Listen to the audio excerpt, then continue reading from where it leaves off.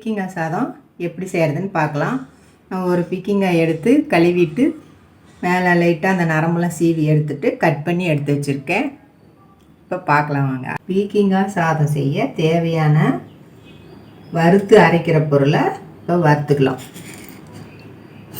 1 teaspoon கடலைப்பருப்பு, 1 teaspoon உளுந்து,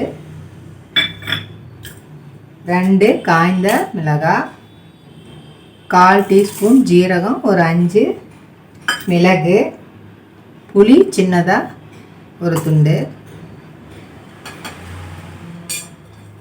பட்டை 2 துண்டு, 2 லவங்கம், ஸ்டார் அனீஸ் சின்னதாக ஒன்று போட்டுக்கிறேன், மராத்தி மொக்கு 1. இதோட கொஞ்சமாக ஆயில் சேர்த்துக்கலாம். ஒரு 1/2 டீஸ்பூன் ஆயில் சேர்த்துக்குங்க. நான் 1 டம்ளர் அரிசி ஊற வச்சுருக்கேன் சாதத்துக்கு. அதுக்கு உண்டான பொருளை தான் நான் இப்போ சொல்லியிருக்கேன். நீங்கள் அதிகமாக தேவைன்னா கூட்டி போட்டு. கருவேப்பிலை 1 கொத்து போட்டிருக்கேன்.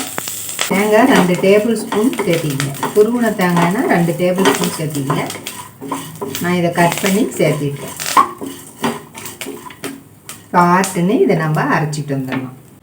இப்போ நம்ம சாதம் வைக்கலாம். அது குக்கர் அடுப்பில் வச்சுருக்கேன். இல்லை ஆயில் 2 டேபிள் ஸ்பூன் சேர்த்துக்கிறேன். கடுகு சேர்த்துக்கிறோம். 1 காஞ்ச மிளகாய் கிள்ளி போட்டுக்கிறேன்.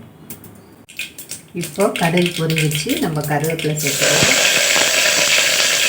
வெங்காயம், ஒரு பெரிய வெங்காயம் சேர்த்துருக்கேன். நான் கட் பண்ணி வச்சுருக்கிற இந்த காயை சேர்த்துக்கலாம்.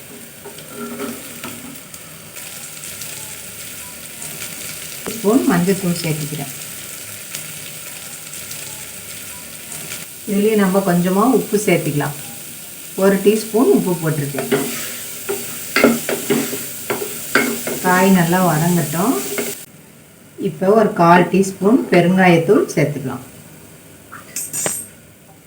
இதோட நம்ம அரிசி சேர்க்க போகிறோம்.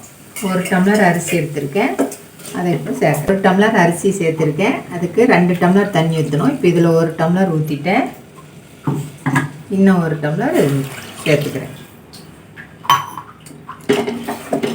இந்த ஸ்டேஜில் உப்பு பார்த்துட்டு காரம் பார்த்துட்டு பத்தலைன்னா நீங்கள் மிளகாத்தூள் கூட காரத்துக்கு சேர்த்துக்கலாம்.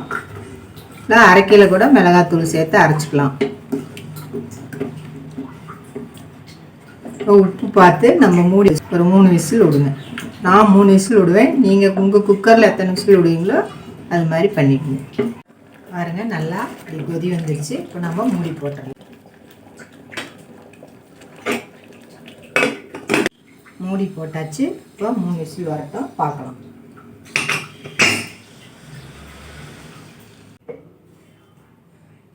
நம்மளுடைய பீக்கிங்காய் சாதம் ரெடி ஆயிடுச்சு. இந்த பீக்கிங்காய் சாதத்தோட கொஞ்சம் நெய் சேர்த்து குழந்தைங்களுக்கு கொடுத்திங்கன்னா விரும்பி நல்லா சாப்பிடுவாங்க. லஞ்ச் பாக்ஸுக்கு இது கொடுத்துட்டு பாருங்கள். கொஞ்சம் கூட மிச்சம் வைக்காமல் சாப்பிட்டு வந்துடுவாங்க. அவ்வளோ டேஸ்ட்டாக இருக்கும். நீங்களும் செஞ்சு பாருங்கள். லைக் பண்ணுங்கள், ஷேர் பண்ணுங்கள், சப்ஸ்கிரைப் பண்ணுங்கள். நன்றி, வணக்கம்.